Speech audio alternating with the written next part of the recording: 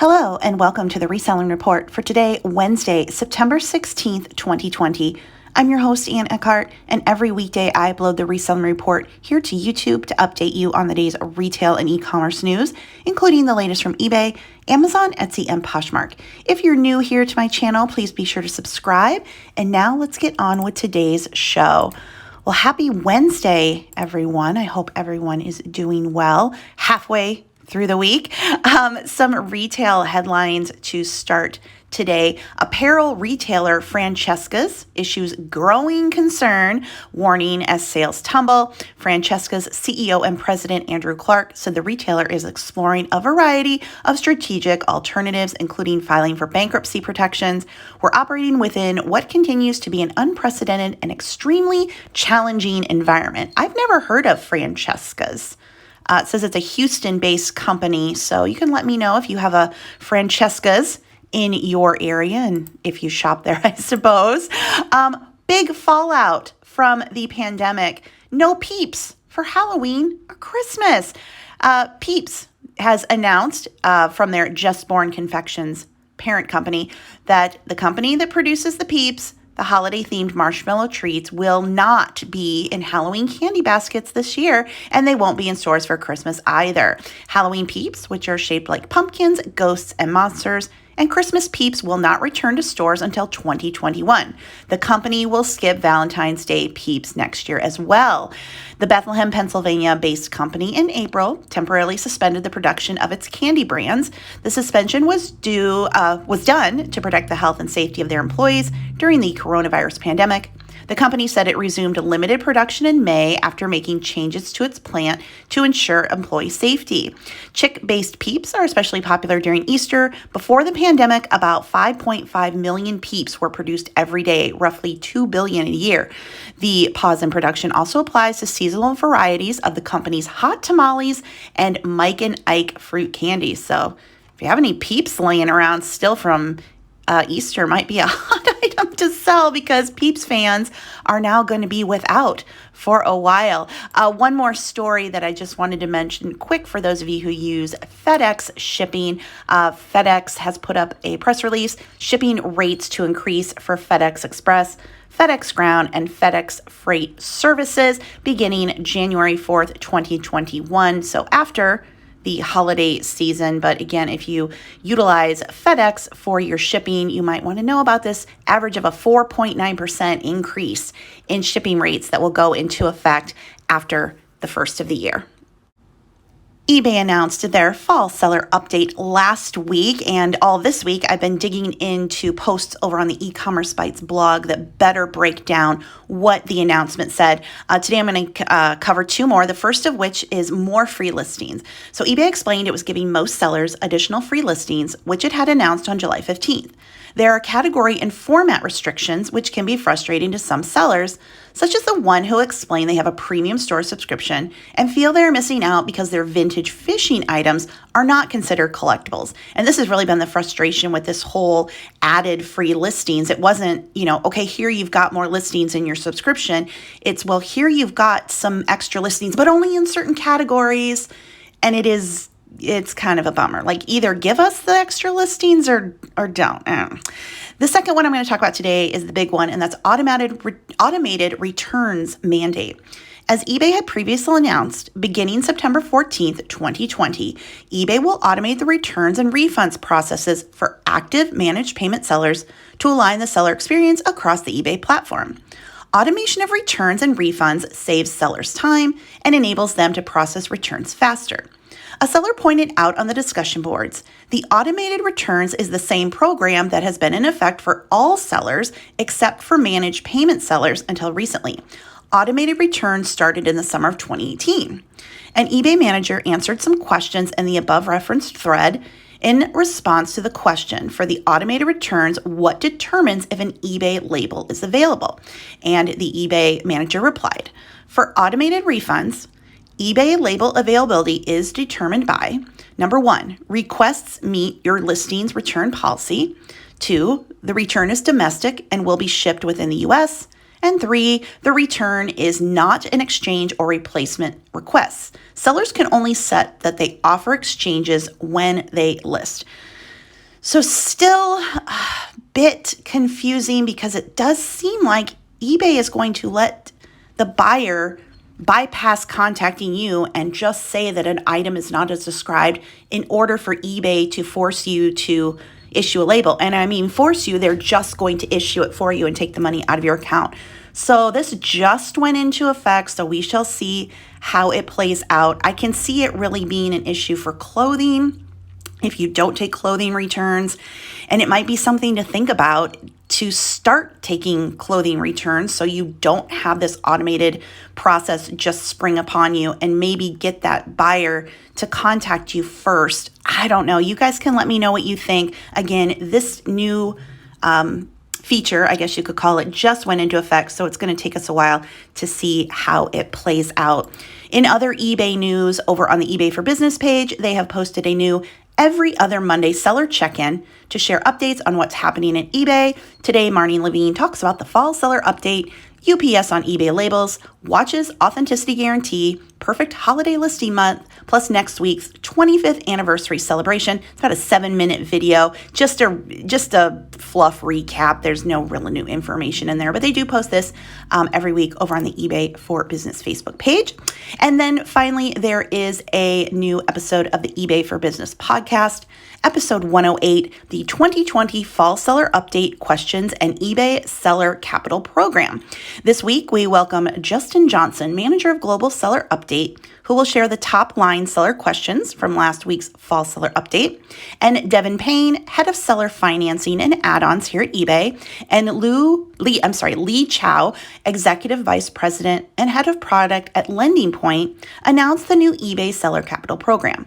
Griff talks with this week's 25 years of eBay story sellers, Quavardis and Carlo Lawrence of QC Consigns.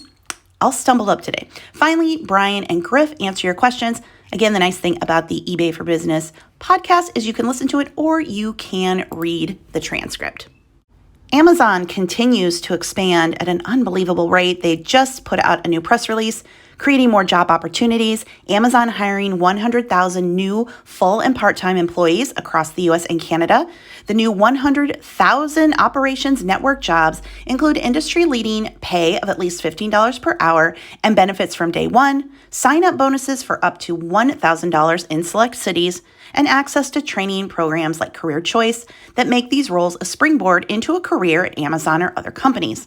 Amazon is also to open 100 new operations buildings in September alone across fulfillment centers, delivery stations, sortation centers, and other sites. Many of the new jobs are at the company's newest state-of-the-art buildings. These are being opened in Arizona, California, Colorado, Illinois, Indiana, Kentucky, Maryland, Michigan, New Jersey, Ohio, Oregon, Pennsylvania, Utah, Washington, and Wisconsin. So I feel like there's going to be an Amazon fulfillment center in every single city in the United States in probably sooner rather than later. Amazon has also posted on the seller forums policy updates to the seller fulfilled returns refund workflow. I'm not going to read this whole thing. If you're an Amazon seller, you can go over to that, but it just says to deliver a better returns experience for customers on September 30th, 2020, making updates to the seller fulfilled returns refund workflow. When customers do not receive a full reimbursement for their returned items, they want to understand why, and these updates will make it easier for you to process refunds and provide customers with visibility into the restocking fees change. And then it goes through how to, learn more about that and set that up for your own account. So I'll leave that to those of you who are doing merchant fulfilled on Amazon. If you want to dive more into that, it will be linked in the show notes below. Also, Amazon's launch of luxury fashion shops is the latest blow to struggling department stores. This is a post over on CNBC.com. Amazon just announced the launch of its luxury stores for designer fashion brands. Designers that have long relied on struggling department stores to get in the front of customers are searching for other channels of distribution. Amazon's luxury stores will also include interactive features like 360-degree viewing option, which allows shoppers to see items on different body types and various skin tones. So as we see department stores folding, either going under completely, such as Lord & Taylor, or scaling back significantly, Amazon looks to take advantage of that and bring those brands online to their shops. So yeah, once again, Amazon swoops in to take advantage of a situation. And if Amazon starts selling these brands, it's going to be really hard for any of these department stores to recover if they are the ones that are still open and trying to make a go of it. In terms of Etsy, I had to go over to the Etsy community forums to see if I could find anything interesting to share with all of you. And I did find an interesting thread, no announcement or banner for wildfires. Now, of course, eBay and Amazon have been very proactive in letting us sellers know that they know what's going on with not only the wildfires, but also hurricanes. Here in Iowa, we had a big storm, and they've been very good at communicating to those of us who sell on those platforms that they know what's going on, that there's going to be mail delays, and it will protect our accounts. But yeah, I didn't even think about Etsy has not communicated anything at all to sellers. This person wrote, I don't see a banner about wildfires anywhere on Etsy.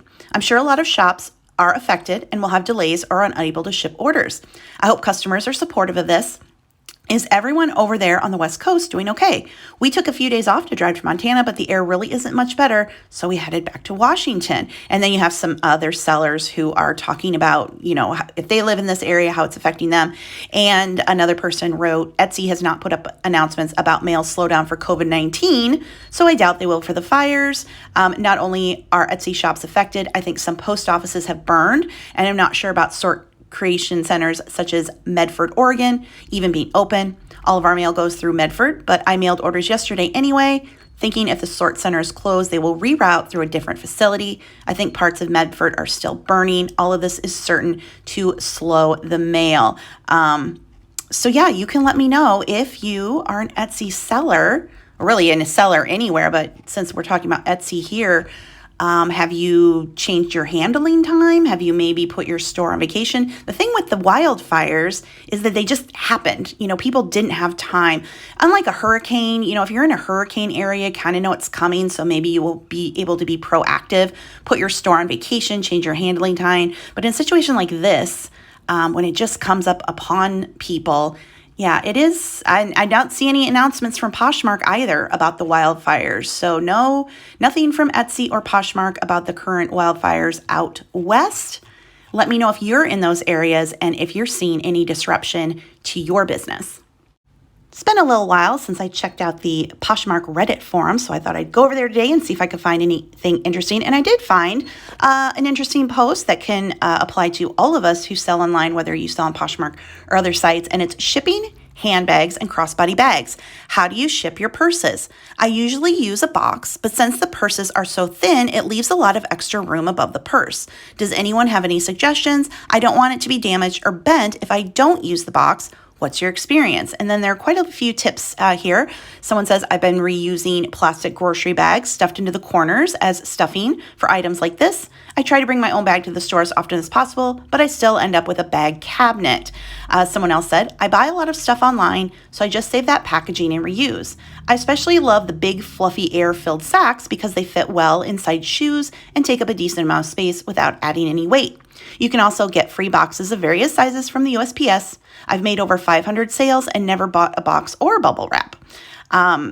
Someone else said, definitely use a box, never a bag. My biggest pet peeve is when people ship things in bags that should be in boxes. Even Amazon brands do this. And you can cut down the four edges of the box to make it smaller so it doesn't move around much, or you can pack it with tons of different materials. When there's way too much room, I cut the box down, fold over each flap, and it's a smaller box. If you instead need more room, you can Frankenbox 2 boxes together. I just thought that was a really good tip to stuff your handbags the way that they do in stores. You order online, the bags come with a bunch of stuff in them, and we certainly as resellers get a lot of extra material. So if you sell bags, keep that extra stuff online to stuff your purses so they arrive in good condition. And finally today, if you've been to McDonald's recently, you may have seen Travis Scott's new McDonald's meal, but he also has merchandise related to his collaboration with McDonald's, and his giant chicken McNugget pillow is now reselling for $450.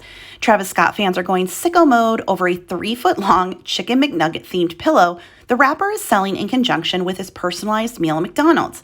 Last week, Scott and the fast food chain went viral when they launched a collab meal. Fans can pull up to a drive-thru, tell the worker Cactus Jack sent me, and get a quarter pounder with cheese and bacon, fries with barbecue dipping sauce, and a Sprite for $6. It's available until October 4th. In addition to the food, the Astroworld rapper, 28, sold personalized Mickey-themed merch on his website, including the $90 McNugget pillow, though the entire collection has since sold out. Other items from the collection included $290 denim shorts and a $40 Smile clutch, which is just a Happy Meal box with a special print on it. While McDonald's will be restocking soon, hungry fans can't wait for the collectibles. On StockX, a popular merch resale website, a pillow can be purchased for a bid of around $450. T-shirts, beanies, key rings, and masks from the collection can also be found there for a high price. So yeah, maybe in a couple, years or so, people going out to the garage sales and stuff, you might find a big old chicken McNugget pillow. Yeah, that's crazy. It is actually kind of cool when you look at it, although I wouldn't actually want it in my house. But these limited edition releases, they just always end up getting snatched up and then immediately hit the resale market for people to try to double, triple, quadruple their investment. And that's a wrap on today's show. If you liked it, please be sure to give this video a thumbs up and leave me a comment. The articles I referenced are linked in the show notes. And if you want to learn how to make money on eBay and YouTube the way I do, check out my books over on Amazon. My Amazon store is also linked. Be sure to check out my 2021 reselling planners, which are now available. I have the full-size reseller planner and accounting ledger, as well as a smaller on-the-go reseller mileage logbook and planner. Both of those are available exclusively on Amazon. Thank you so much for listening. I will talk to you again tomorrow. Have a great day. Bye.